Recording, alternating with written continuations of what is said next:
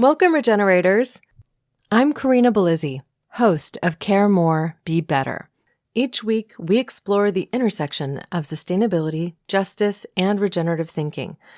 So today, on Juneteenth, I'm sharing the opening episode of a podcast I believe every single one of us needs to listen to. The show is called Reimagining Democracy for a Good Life, and it's hosted by the legendary Angela Glover Blackwell.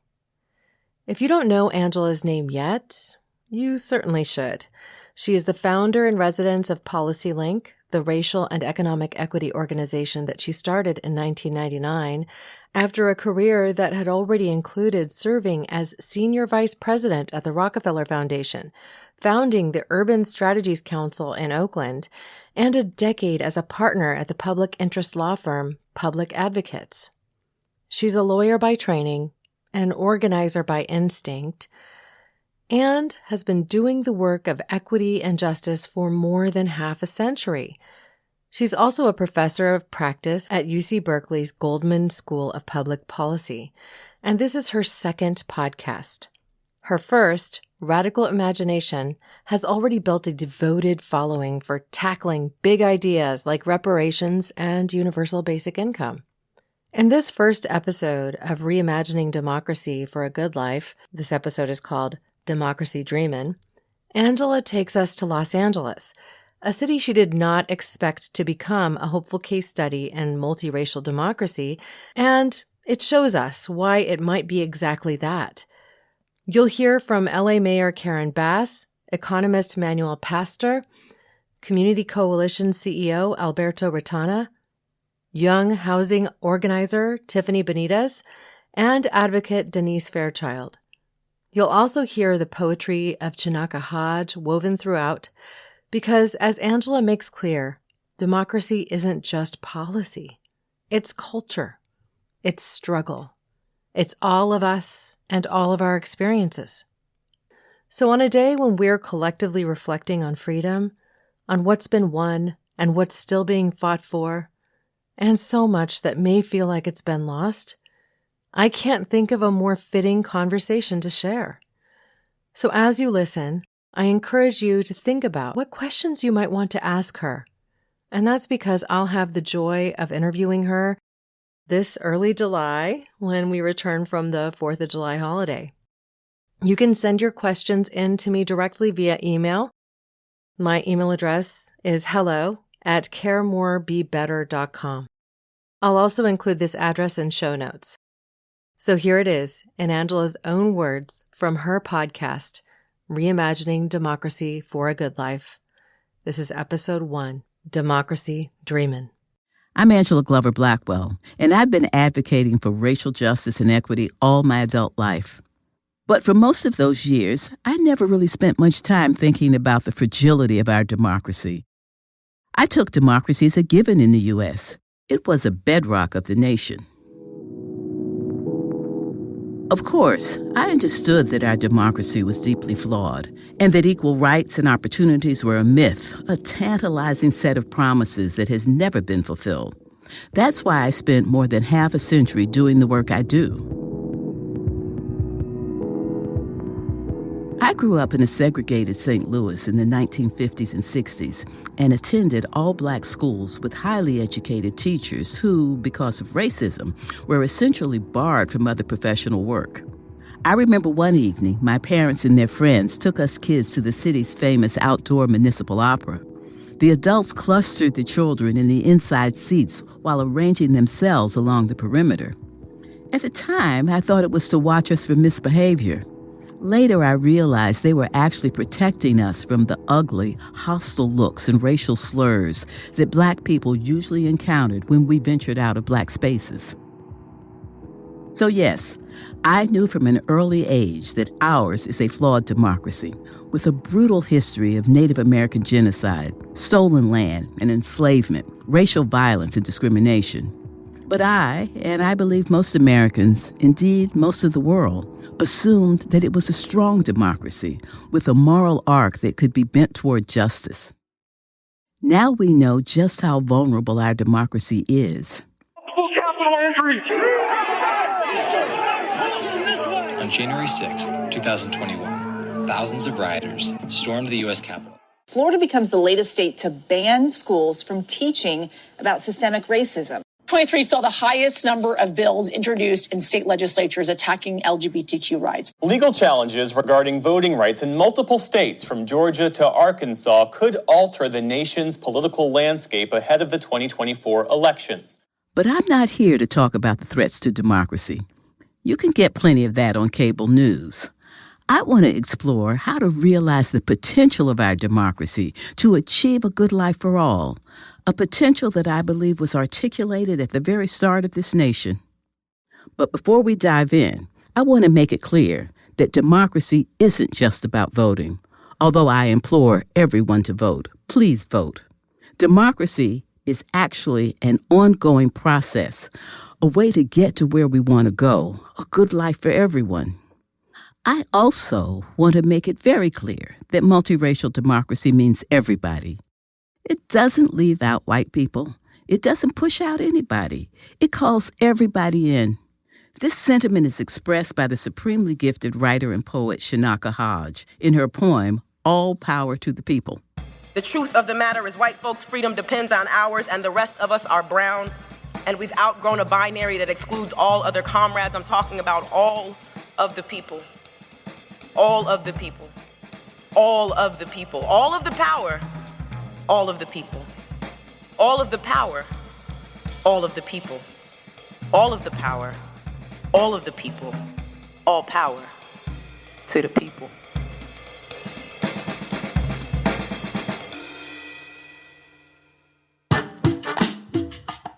Welcome to Reimagining Democracy for a Good Life. On this podcast, we'll explore a place that gives me hope, a city where I see the emergence of the essential elements for a radically inclusive, thriving, multiracial democracy, even as it struggles with the same problems facing the rest of the country. That city is Los Angeles. This is Chapter 1, Democracy Dreaming.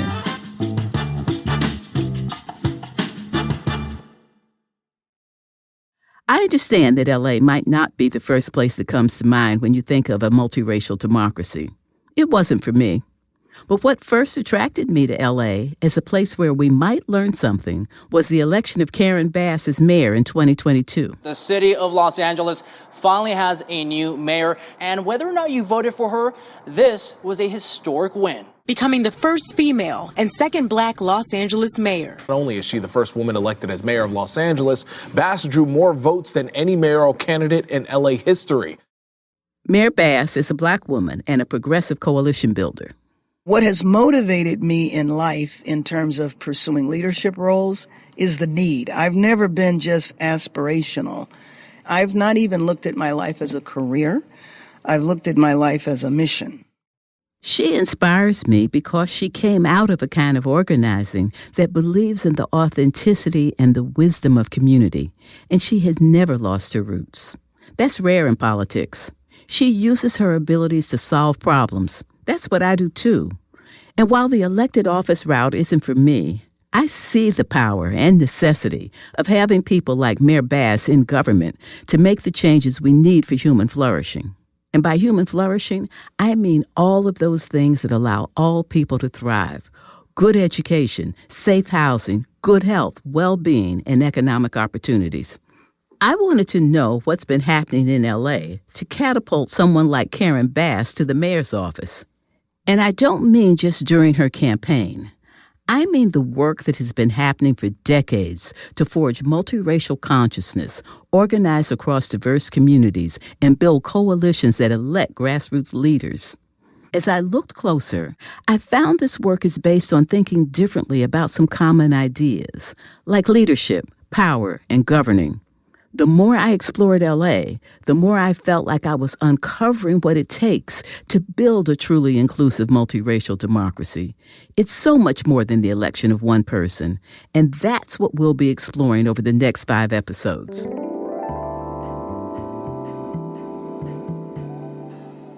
I'm fascinated by the origins of LA's rich diversity.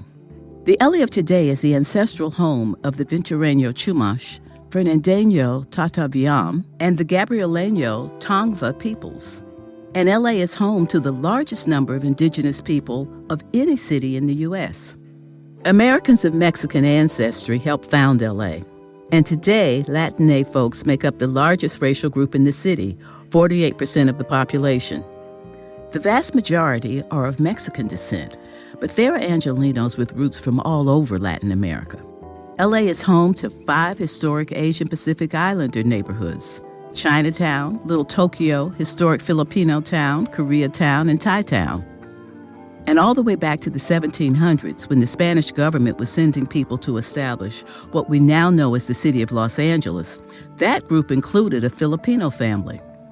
Today, LA has the largest population of people with Asian ancestry of any county in the United States. White people began to arrive in LA in large numbers with the start of the gold rush. Black people began migrating from the South after the Civil War, with numbers really swelling during the Great Migration. LA's abundant diversity includes immigrants from all over the world and migrants from other parts of the nation. Whatever their ancestry, these groups were held together by shared aspirations of economic opportunity and the prospect of a good life. This is not to minimize the barriers and brutality that people of color endured as the city grew. Native Americans were the first targets as their land was stolen and their people were slaughtered. Legal discrimination, segregation, and racial violence were facts of life in LA for centuries, impacting where and how people could live. It wasn't until the signing of the Civil Rights and Immigration Acts in the mid-1960s that LA's diverse population finally began to get a foothold into the middle class. Over the years, LA has faced many challenges and has forged a deep history of protest and organizing for racial justice. There was the infamous Watts Uprising in August of 1965 in response to the police beating a 21-year-old African-American, Marquette Frye, for allegedly resisting arrest. And in 1968, there was a huge student walkout in the predominantly Chicano neighborhood of East LA over unfair treatment in the schools.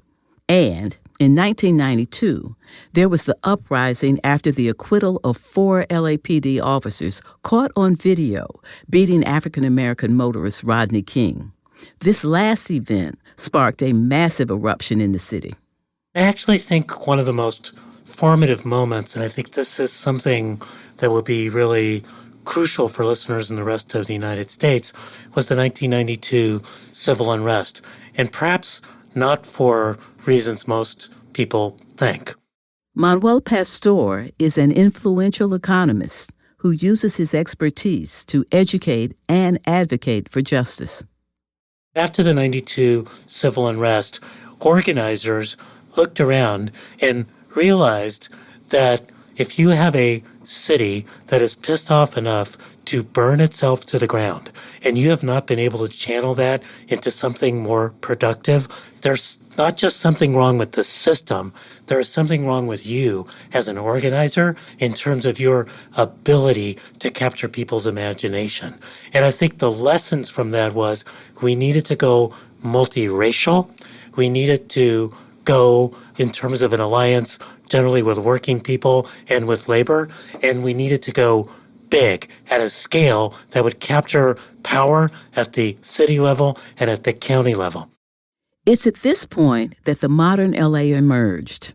Leaders on the ground began to develop a multiracial consciousness and translated that into ongoing organizing and coalition building, a shift that makes it a city worth investigating and learning from. In order for there to be unity, division has to exist. Unity just doesn't happen because it's there. Unity implies difference. Alberto Retana is the CEO of Community Coalition, an organization founded by Karen Bass before she got into politics. Whether you're in one community, right, the Latino community or the Black community, or across 2 different communities or across 2 different tribes or 2 different sectors, regardless of how you want to frame it, there's a difference. And our job is to unite people around a set of values and ideas and politics that folks are willing to grasp onto. And you can only do that through struggle. You cannot unite without a version of struggle. So you struggle with each other to build clarity on that unity, to understand that there are people being exploited and excluded against each other. Can we be united around that and understand who the common enemy is so that we can actually struggle against the real enemy, which is the 1%, the economic divisions, the exclusion. So unity, struggle, unity, right? We struggle to unite so that we can struggle against the forces. That's the moment of opportunity that we have in Los Angeles. Most people don't realize how much of their personal information is being bought and sold every day. Data brokers are making billions pulling details about you from public records and the internet, then packaging and selling it, usually without your consent. That's how your information lands in the hands of scammers, spammers, even stalkers. That's where Aura comes in. Aura actively removes your data from broker sites and keeps it off. They also instantly alert you if your information shows up in a breach or on the dark web. But Aura goes beyond data protection. With one app, you get a VPN, antivirus, password manager, spam call protection, dark web monitoring, and even up to $5 million in identity theft insurance. All backed by 24/7 US-based fraud support. Other companies might just sell credit monitoring or just a VPN. Aura gives you all of that together at the same price competitors charge for just one service. Start your free trial today at aura.com/prevent. Protect yourself now at aura.com/prevent. Because ultimately, what makes LA unique isn't simply racial and cultural diversity, but the fact that throughout its growth, there's been extraordinary leadership working in partnership with communities and labor, fighting relentlessly for change. Folks like Manuel Pastor, Alberto Retana, and LA Mayor Karen Bass. We have to build 500,000 units of housing, Angela. How are we going to get that built without public participation and involvement? So I think there's very practical implications to solve problems, but it's also we don't want people to be so cynical about government they don't want to participate, because when you do that, then you surrender all your power, all your resources over to a select group of people who more than likely do not have your interest at heart. Fighting for change is hard. Los Angeles is not a democratic nirvana by any stretch of the imagination. It has an abundance of all the problems facing other U.S. cities. Poverty, homelessness, crime, underperforming schools, unaffordable housing, low wages, you name it.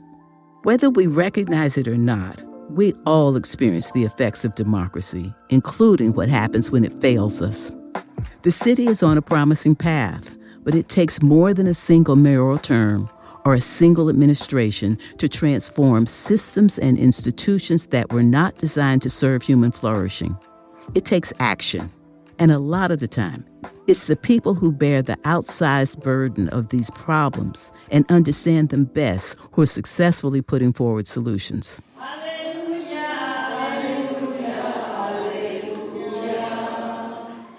Early one Sunday morning in August of 2023, at a Mass at Dolores Mission, a Catholic church in Boyle Heights, there was a gathering hosted by the nonprofit organization LA Voice for their Home is Sacred event. It was attended by people campaigning for and affected by housing insecurity in Los Angeles. Well, about 4 years ago, we were moved out of our home here in Boyle Heights. In attendance was Tiffany Benitez, who was 17 years old at the time. She's a young housing rights organizer.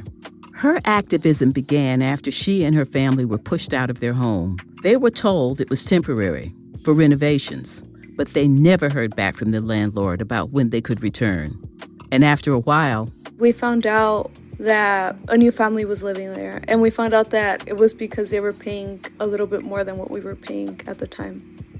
It's a tactic often used by unscrupulous landlords who want to replace their rent-controlled tenants with renters who will pay more. Tiffany and her family ended up having to find a new place to live. We went from paying... ¿Cuánto pagábamos aquí en la tercera? 850, 900. Almost $900, $1,000 to paying $2,500 in a matter of months. Tiffany's story is not uncommon. Boyle Heights, where Tiffany is from, is a predominantly Latina neighborhood that has been plagued by gentrification and displacement.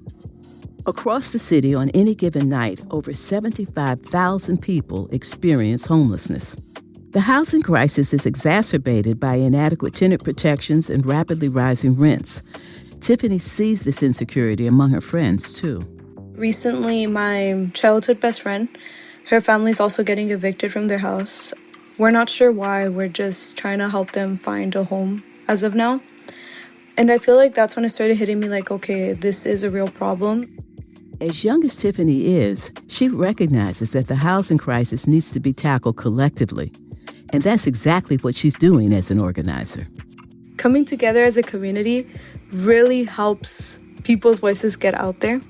It makes us stronger. It makes senators and all these people realize that we are strong and that we have goals, and this is why we're all uniting together to fight for something that seems just for any regular person, any ordinary person.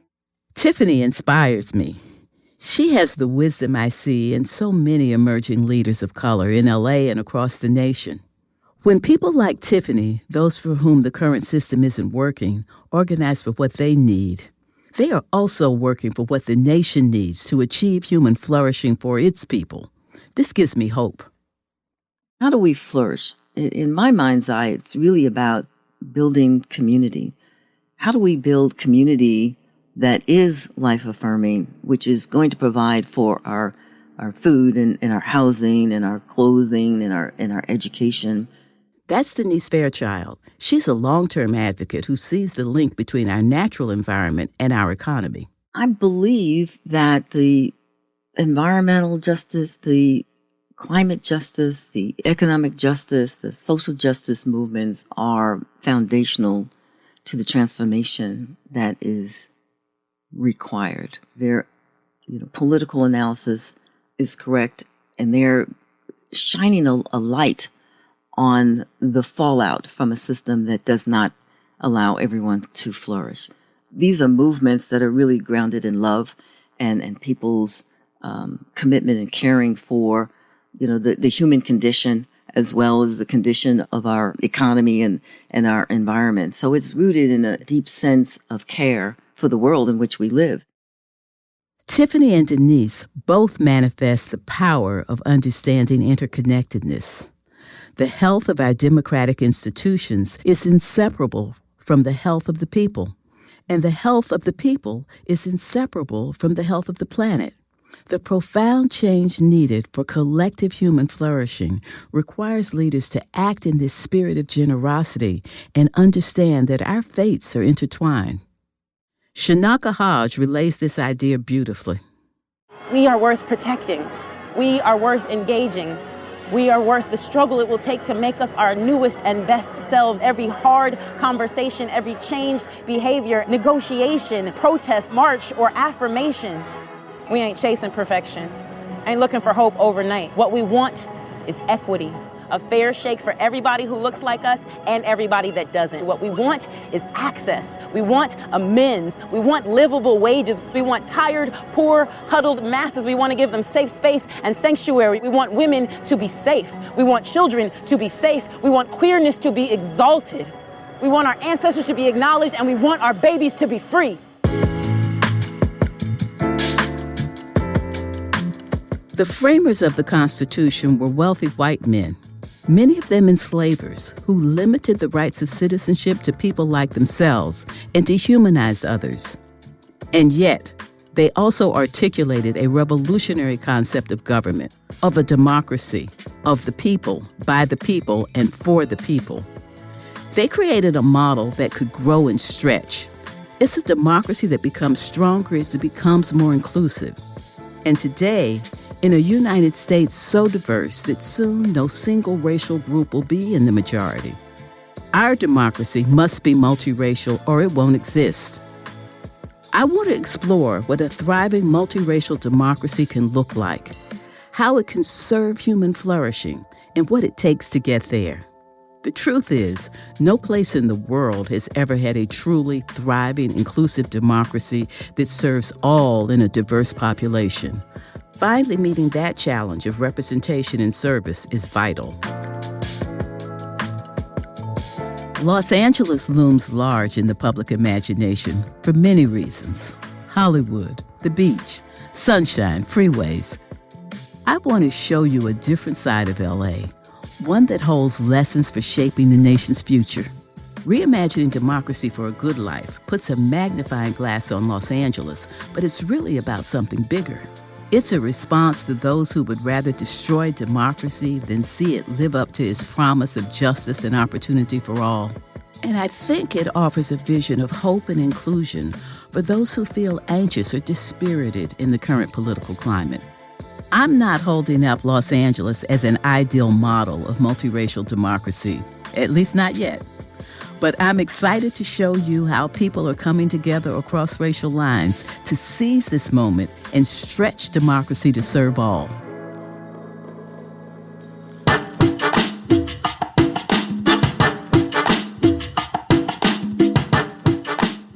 In our next chapter, There's No I in Leader, we'll discuss how organizers on the ground turned the trauma of the 1992 uprising into a call to action. The role of the police was laid to bear, that we are not here to protect you. If you folks want to kill each other, if you folks want to burn each other, that is fine with us. We are here to protect those with wealth and privilege in the city of Los Angeles. The rebellion sparked something that we don't always talk about, an amazing cultural renaissance. Reimagining Democracy for a Good Life is a podcast created by PolicyLink in partnership with Pineapple Street Studios. We are grateful for the PolicyLink funders whose support allows us to produce this show. For a transcript of the episodes and for more resources, visit policylink.org. The team at PolicyLink is Perfecta Oxholm, Fran Smith, Glenda Johnson, Josh Kirschenbaum, Virgil Ramos, Benice Dunn, Montana Rain, and Lauren Madden, with additional support by Dr. David Kuman Kim. Special thanks to PolicyLink CEO Michael McAfee. This episode was produced by Yinka Rickford Anglin, with support from producers Alexis Moore and Natalie Parrott. Camila Kashani is our managing producer. Our editor is Darby Maloney. Fact-checking by Will Tavlin. Our senior audio engineer and mixer is Pedro Elvira.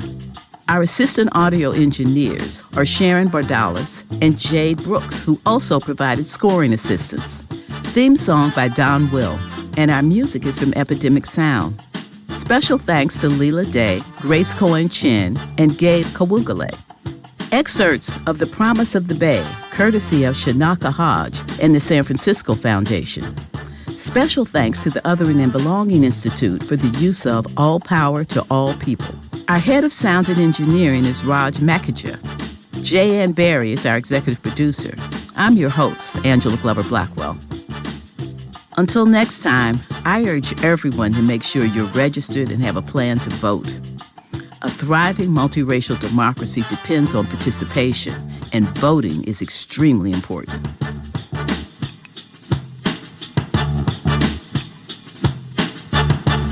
That was Chapter 1 of Reimagining Democracy for a Good Life. The episode is called Democracy Dreamin'.